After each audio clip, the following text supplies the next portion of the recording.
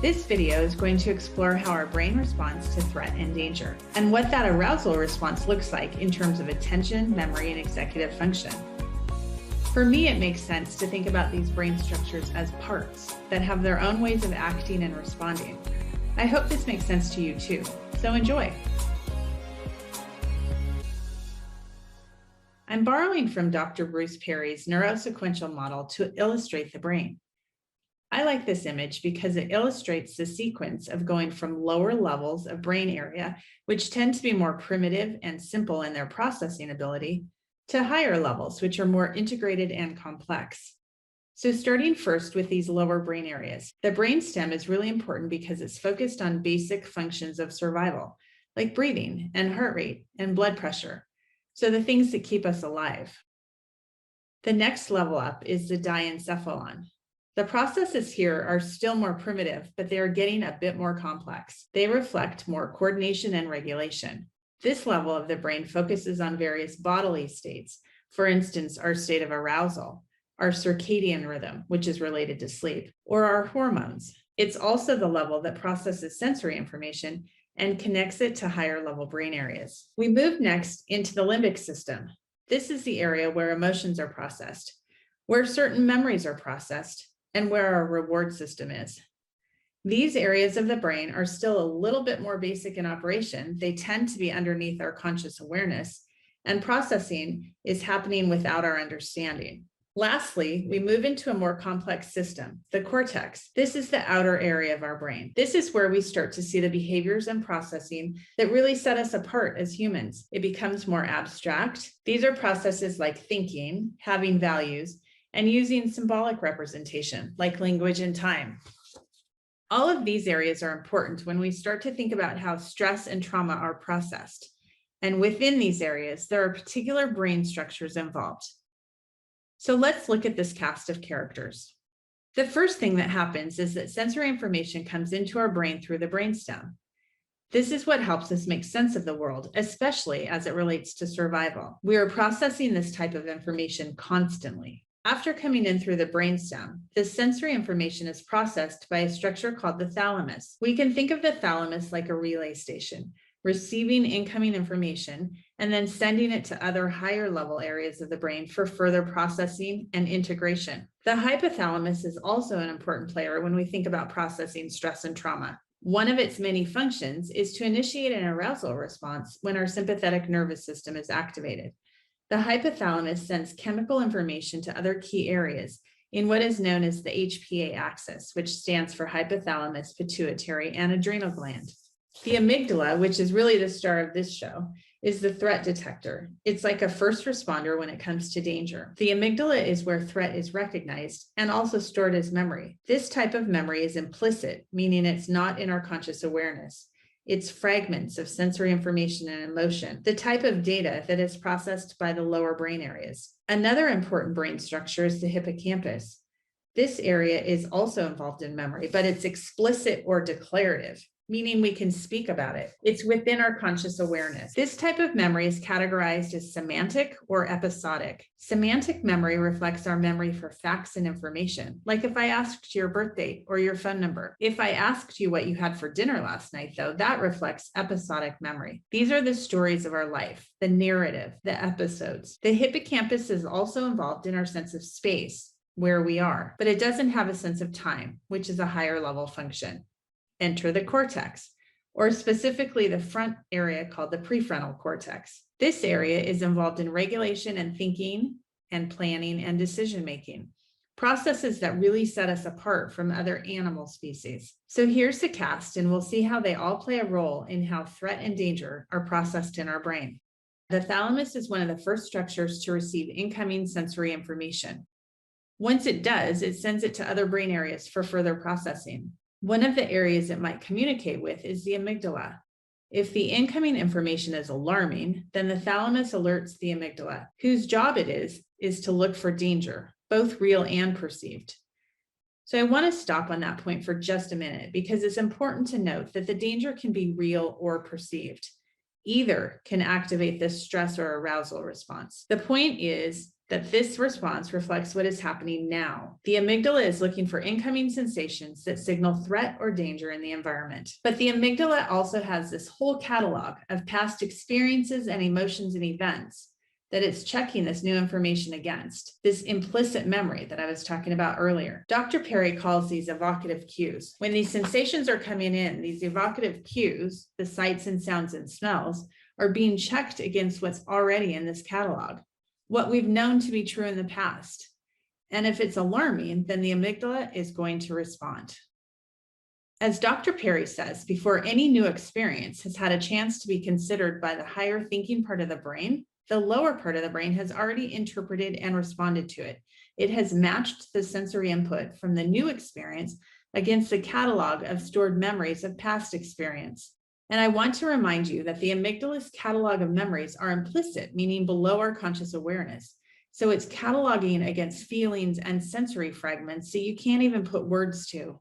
So the amygdala is alarmed, and that's its role, and it's freaked out, but it can get input from some other brain areas. It can check in with the hippocampus, which can offer memory and context. Imagine the amygdala is really freaked out about the sound of scratching on the window. Well, it's the form of memory handled by the hippocampus that's going to remind the amygdala that there's a tree outside the window and that there's no need for alarm. Or imagine you've walked around a hallway corner and the amygdala gets activated by a shape on the floor that looks like a snake.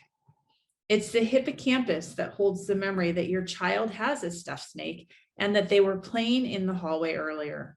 The addition of context is really helpful in allowing us to make sense of what's going on. The other brain area that can be important is the prefrontal cortex, because not only can the prefrontal cortex actually shut down the stress response and provide some regulation, it can help with higher level thinking and planning if the stress response is warranted. Okay, well, there is a problem, so we need to split. So let's run out the back door.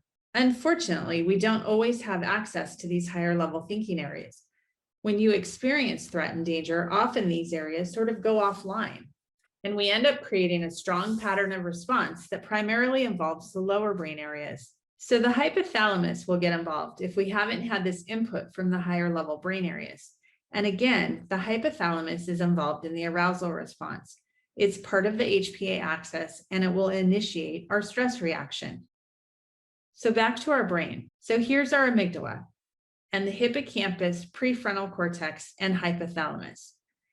So if the amygdala is not listening to the hippocampus and the prefrontal cortex, these higher level areas, ignoring what they're saying, but instead sending the signal to the hypothalamus that this is danger, this is danger, this is danger, that pattern will become pretty well formed.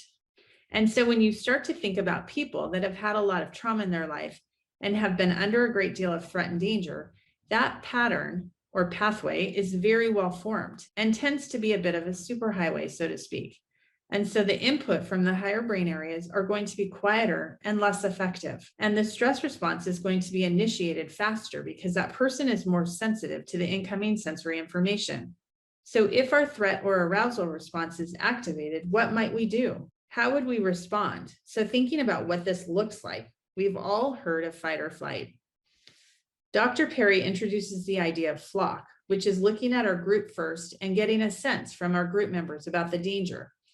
And then we do what's called freeze. And freezing is a time of assessing the situation.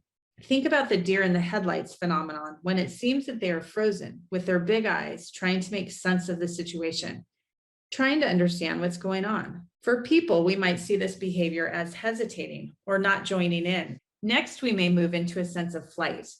Okay, so there's danger. Can I get out of here? Can I run? We might see this as running away from or not attending. Organizations often complain about their no-show rates and their clients not coming to appointments, not attending. But actually, this is a good example of what flight looks like. For some, maybe flight isn't possible, so they must fight. That looks like puffing ourselves up and making ourselves more powerful, being more dominant. This can show up as aggression or bullying, or even gossiping. Then for some, you might see fright. And fright really is a sense of being immobile. It's a sense of wanting to become invisible and not be noticed. Often the way this plays out is a progression where people will respond in a way that is most adaptive to the situation. It's usually preferable to flee or run rather than fight. but it depends on the situation and the options available. If you think of this as an adaptive progression, we tend to want to do things that are easier and available to us, and we're assessing the situation. So like there are a lot of situations where fighting might not be an option, or where fleeing might not be an option. So now let's think about how all this impacts our cognitive processes like perception, attention, memory, and executive function. Here we are, and we are taking in all of this sensory information. For those of us who have processed a lot of threat and danger, this sensory information is going to be heightened. It's going to be brighter and louder and stronger, because again, your brain is using this data to assess the situation and whether there is threat and danger. So the sensations are amplified. You might find with people that have had a lot of stress and trauma in their lives, they get easily disturbed by loud noises or things being too bright or odors being too strong. Again, this is a very adaptive response. Selective attention is our ability to pay attention to one thing. So we're paying attention to this. Well, you can imagine for someone who has experienced a lot of stress and trauma, their brain is really hypervigilant and they need to be noticing all things around them because all of that sensory input is going to be the data that they use to determine if there is danger or threat. And so it's not adaptive actually to be really focused and selective. And what happens is that they tend to build a strong sense of divided attention. They pay attention to everything, to this and this and this. It's this notion that has caused a lot of people, kids, to be misdiagnosed with ADHD, when what's really happening is that they have a chaotic environment and their divided attention is doing what it needs to in order to keep them safe. So our need to have people focus attention can sometimes be counter to what is most adaptive for them in terms of their own safety, which is a more hypervigilant kind of divided attention. So this may look like not being able to focus on tasks or appearing like we aren't paying attention, but we are good at noticing threat. So in other words, we're worse in general with selective attention, favoring a more divided form, unless we're in the presence of threat and danger. Then our focused attention is good, but will be directed toward the threat. So thinking about memory, working memory is the type of memory that allows us to hold information in our head while we are processing it. This type of memory is handled in the prefrontal cortex and is therefore not operating as well when our PFC is somewhat offline. Examples of working memory include holding on to information when you are reading so that you can tie all of the information together, or keeping in mind a phone number so you can dial it, remembering these steps for the task I want you to do. Episodic memory is our memory for episodes, narratives, and stories. What's happened in our lives. This brain structure doesn't work as well either when our brains are flooded with stress hormones. The way this type of memory formation usually works is the hippocampus takes in all of the sensory information that is associated with an episode, the sights, the sounds, the smells, and then packages them together in a coherent narrative. If you are experiencing a lot of stress or threat, and the hippocampus isn't doing this as well, then your packaging of information is probably not going to be right. It might be missing things. And so the pieces, those fragments might be packaged incorrectly. They might be missing, they might be distorted, they might be the wrong pieces. And because we don't have a sense of time at this level of processing, they might be wrong in terms of the order of events. Executive function is another area that might be impaired. When we're offline, this frontal cortex piece is not working as well. And so we don't make decisions as well. We don't reason as well. Our judgment isn't as good. We don't plan as well. And we don't prioritize as well. So all the things that we normally would call on to help us make sense of and get ourselves out of a sticky situation or danger, we can't access as well. So here are a few highlights that I want you to remember as we're thinking about this. Danger can be real or perceived. People often make judgments about other people's reactions to stress or trauma, especially if it doesn't seem like real danger or threat. But we need to remember that our response to threat and danger varies by person, and it is based on our history, our personal characteristics, and our experiences. The stuff that's in our wagon. And the stuff in my wagon is going to be different than the stuff that is in someone else's wagon. Therefore, I can't compare my reaction against others. Dr. Perry reminds us that the further we move along this arousal continuum, the more the lower parts of the brain are dominant. These areas might not be getting input from those higher levels that can help us make sense of the situation or change the circumstances. Regulation is important also in order to access higher thinking areas of the brain. so we can work to promote regulation in ourselves and in others. So in the face of danger, and again, real or perceived, senses are stronger. Attention is directed towards threat, so focused attention is more difficult. Declarative memory for facts and episodes is going to be impaired, but memory for threat is actually going to be quite strong, and executive function is impaired. So if this all helps us make sense of the world, how does this affect our worldview?